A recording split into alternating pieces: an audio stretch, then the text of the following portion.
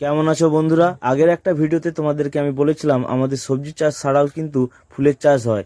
তাই আজ চলে এসেছি সেই জমিতে যেখানে আমাদের ফুলের চাষ হয়েছে। তো চলো তোমাদেরকে জমিটা পুরো ঘুরে দেখাই। এই দেখো বন্ধুরা, এগুলো আমাদের সব গাঁদা ফুলের গাছ।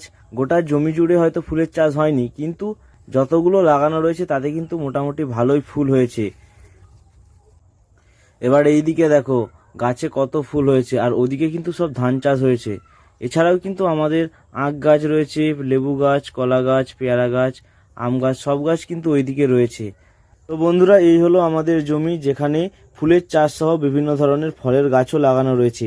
আর আমার পেছনে যে সবুজ ক্ষেতটা দেখতে পাচ্ছ ওটা ধান চাষ হয়েছে। আর আমার পেছনে যে স্কুলটা দেখতে পাচ্ছ ওটা আমাদের নিশ্চিন্তপুর ঢেউভাঙাপাড়া জুনিয়র হাই স্কুল। এখন কিন্তু আমি ফুল তোলা শুরু করে দিয়েছি, কারণ কাল সকালে বাবা সবজির সঙ্গে ফুলও বাজারে নিয়ে যাবে বিক্রির জন্য। আর বাবা আর মা কিন্তু সেখানে সবজি তুলছে, আর আমি এদিকে ফুল তুলছি। বন্ধুরা, তোমরা কারা কারা এরকম নিজেদের জমিতে সবজি বা এরকম ফুল তুলতে ভালোবাসো কমেন্ট করে জানাতে পারো। তো বন্ধুরা, ভিডিওটা আজ এখান পর্যন্তই থাক। দেখা হচ্ছে পরবর্তী কোনো ভিডিওতে। সবাই ভালো থাকবেন।